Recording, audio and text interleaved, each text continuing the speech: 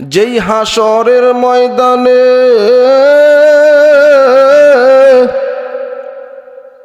আমার আল্লাহ রব্বুল আলামিন বিচার করবেন। বিচারের দিন কেউ পার পাবে না, সকলকেই ওই হাসরের ময়দানে আল্লাহর সামনে দাঁড়াতে হবে। আল্লাহর সামনে দাঁড়াতে হবে। ওই দিন কেউ কারো সঙ্গী হবে না।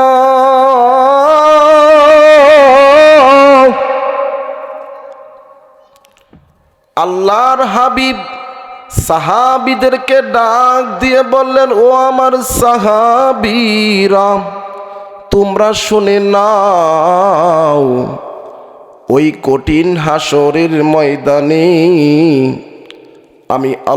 আমি হাবিব মুহাম্মাদুর রাসূলুল্লাহকে তোমরা তিনটা জায়গায় পাবে। সাহাবীরা ডাক দিয়া কয়, নবী গো, ইয়া রাসূলুল্লাহ, হাবিব গো, হাসরের ময়দানে, ওই হাসরের ময়দানে আপনাকে কোন কোন জায়গার মধ্যে তালাশ করব? আল্লাহর হাবিব বলেন, সাহাবীরা, তোমরা আমার তিনটা জায়গায় তালাশ করবে। ওই তিনটা জায়গায় আমি মুহাম্মদকে পাবে। ও আশিকে রাসূল, ও নবী প্রেমিক আমার যুবক ভাইরা, ও আমার বৃদ্ধ বাবাজিরা, খুব খেয়াল করে শুনতে হবে, সময় কিন্তু কম। আল্লাহর হাবিব বলেন, সাহাবী, তোমরা আমারে পাইবি ফুলসিরাতে, তোমরা আমারে পাইবে মিজানে, তোমরা আমারে পাইবে হাউজে কাউসারে। চিৎকার মেরে বলেন সুবহানাল্লাহ। আহারে কেমন নবী পাইছি হাসরের ময়দানে, নবী আমার বসে থাকবে না, আমার ভাই ওই হাসরের ময়দানে আমার আল্লাহ রব্বুল আলামিন সূর্যকে অর্ধ হাত উপরে নিয়ে আসবে, সূর্যের পরিপূর্ণ তাপ দেওয়া হবে। মানুষজন কেমন হবে গো? মানুষের জিহ্বা বের হইয়া যাবে, জমিন তামা তামা হইয়া যাবে। এ আমার এলাকার মা বোন গো, খুব খেয়াল করে শুনো, আমার আল্লাহ রব্বুল আলামিন বলেছেন, ওই দিনকে তোমরা ভয় করো, হাসরের দিনকে ভয় করো, যেদিন কারো সঙ্গী হবে না, যেদিন কেউ তোমার সাথী হবে না, সেই দিন তোমার বন্ধুকে পাবে না। এই দুনিয়ার মধ্যে সবচেয়ে আপন হইল মা। কথা কন ঠিক না বেঠিক? আর একটু জোরে বলেন ঠিক না বেঠিক? মা আমার আপন, কিন্তু নবী বলছেন, উম্মত রে, হাসরের ময়দানে আমি নবীজি তোমাদেরকে ভয়ঙ্কর ওই দিনটা সম্পর্কে জানায় দিলাম। ছেলের মার কাছে সবচেয়ে আপন হলো ছেলে, ছেলের কাছে সবচেয়ে আপন হলো মা। সন্তান একটা নেকির জন্য মার কাছে যাবি, ডাক দিয়া বলবেন, মা গো, আমাকে একটা নেকি দাও। ওই মা সন্তান নেকি চাবে, এই ভয়ে মা, আমার বন্ধুগণ, আমার ভাইয়েরা, মা সন্তানকে ফেলে চলে যাবে। মায়ের কাছে সন্তান ডাক দিয়ে বলবেন, মা গো, আমার একটা নেকি ভিক্ষা দাও। মা ডাক দিয়ে বলবেন, আরে তুমি কে গো, আমি তোমারে চিনি না, আমার তো দুনিয়াতে বিবাহ হয় নাই। বাবাজি, এমন একটা সময়ের কথা আল্লাহর হাবিব বলছেন, ওই দিনটাকে ভয় করো যেদিন সন্তান তার মাকে চিনবে না, যেদিন ভাই ভাইয়ের সাথে সম্পর্ক থাকবে না, ওই দিনটাকে ভয় করো। আমার আল্লাহ রব্বুল আলামিন কালামে পাকে ডাক দিয়ে বললেন, আমি বলি নাই, আল্লাহ পাক বলেছেন, ইয়াউমা ইয়াফিরুল মারউ মিন আখি, ওই দিন, ওই কিয়ামতের দিন ভাইয়ের কাছে ভাইয়ের সাথে কোনো সম্পর্ক থাকবে না, ভাই বলে কেউ পরিচয় দিবে না। ওয়া উম্মিহি ওয়া আবি, বাবাজি তার মায়ের কাছে যাবে, মার কাছে যাবে, মা তার সন্তানকে স্বীকার করবে না, ভাই ভাইয়ের স্বীকার করবে না।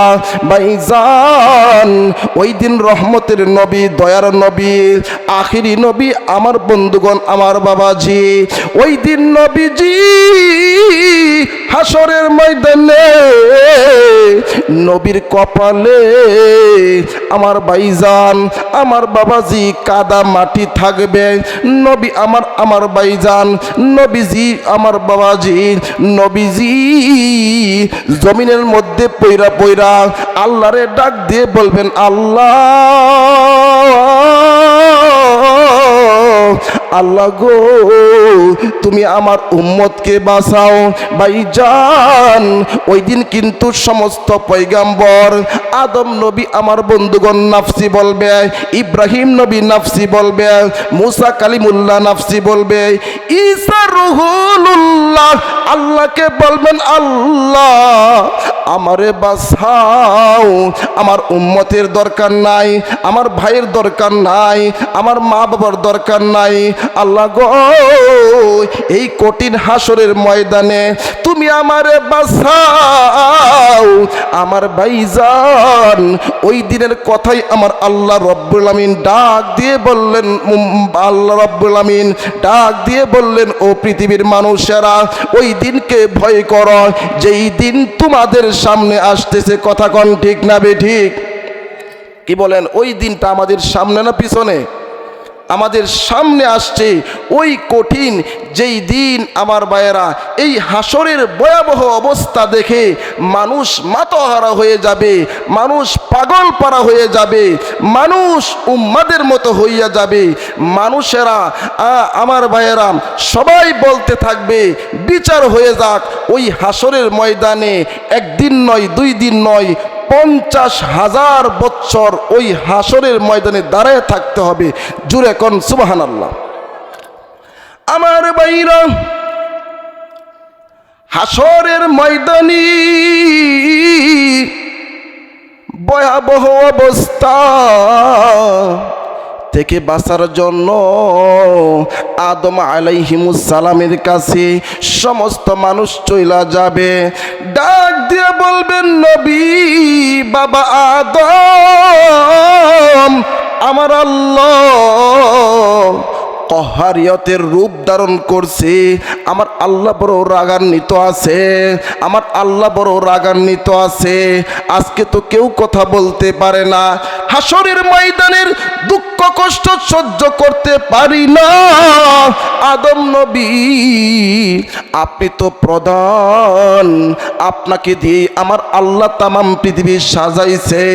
আমার ভাই, এবার মানুষেরা আদম আলাইহিমুস সালামের কাছে চলে যাবে।